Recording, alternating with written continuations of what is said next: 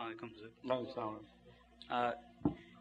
In the Quran, Allah Ta'ala says, and as for the poets, it is the erring ones who follow them. Dost thou not see how they wander aimlessly in every valley? Just a moment, please. Ji. Come closer to the microphone and speak slowly. I couldn't get you to say it. Okay.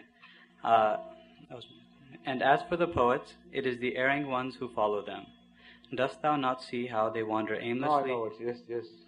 Okay, should I just read it through for the... I know what you are saying, but tell me what is the question. Okay, the question is, Bring the Quran to me so that I can read the full verse in Arabic and then I'll answer you when you have framed your question, right? Yes, I know. Yes, please.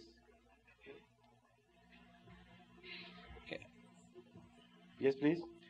Is this verse indicating that we shouldn't, or that it's not worthy for our time to study the works of major poets and philosophers because their works and their lives are themselves contradictory? Because this also seems to be true for Western philosophers, that they rarely lived what they preached. Is this an indictment of all philosophy that is outside the religious tradition? And does it mean that we should... when I read this to you, then the answer is already there. Okay.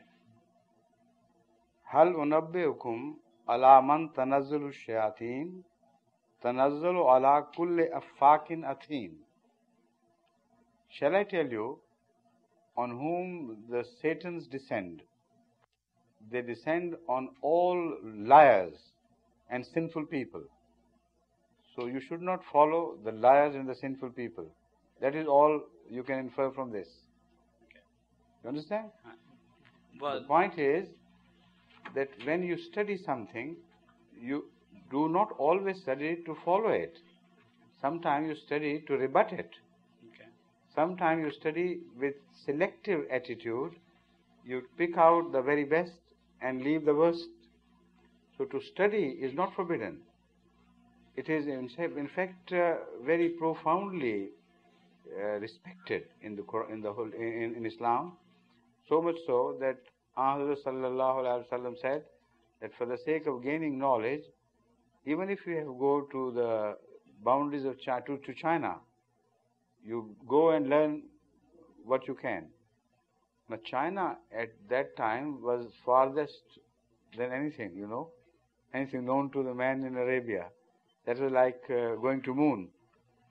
So that is the attitude towards learning. Another thing which you must remember is that once Hazrat sallallahu alaihi wasallam said, "Al-hikmatu du'allatul mu'mine," that a word of wisdom, or wisdom itself, is the lost property of a believer. Now, when you see your lost property in the hands of your enemies or some filthy, dirty people, you don't hesitate to own it and repossess it because you found it in a bad place. So, wisdom, wherever it is, belongs to you. You must not be ashamed of it. So, these poets you are referring to, these philosophers, they also have some words of wisdom. It's impossible to condemn them as in totality as something totally wrong. So that is why your attitude should be much more broad-minded than this. Exactly. Thank you.